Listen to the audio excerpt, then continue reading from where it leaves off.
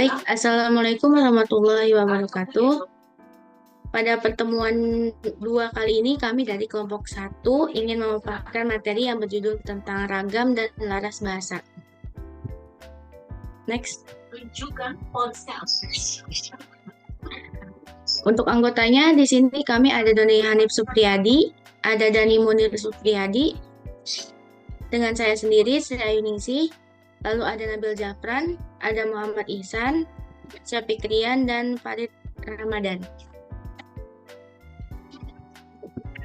Pembahasan yang akan kami bawakan yaitu pengertian ragam bahasa, kemudian ragam bahasa secara umum, ragam baku dan tidak baku, pengertian laras bahasa, jenis-jenis laras bahasa, dan hubungan antara ragam dan laras bahasa.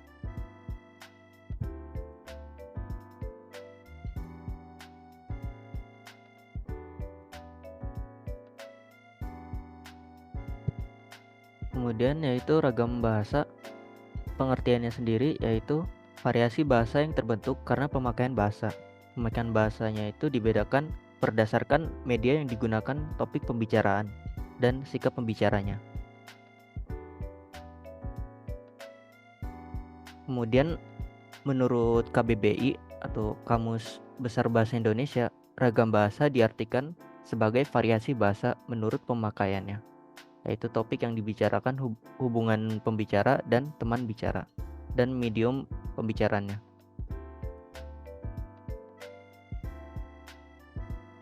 Oke, di sini saya akan jelaskan tentang ragam bahasa secara umum. Jadi secara umum bahasa Indonesia itu terbagi menjadi dua, yaitu ada lisan dan ada secara tertulis.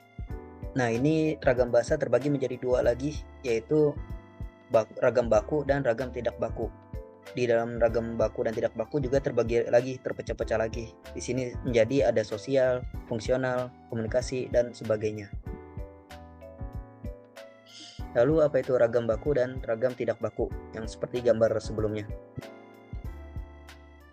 Ragam baku merupakan ragam yang dilembagakan dan diakui sebagian besar masyarakat atau warga masyarakat pemakaiannya sebagai bahasa resmi dan sebagai kerangka rujukan norma bahasa dalam penggunaannya.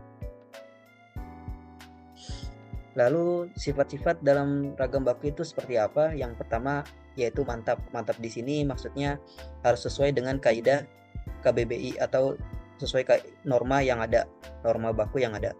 Lalu yang kedua, kemantapan dinamis. Ini artinya bahasa ragam baku itu sendiri adalah tidak statis, artinya dia selalu mengikuti kelanjutan yang ada, kelanjutan atau dinamis.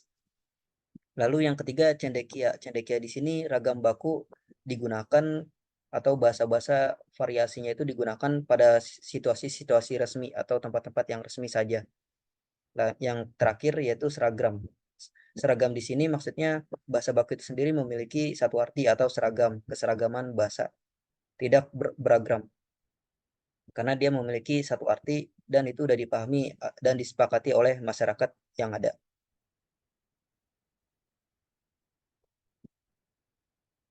Oke.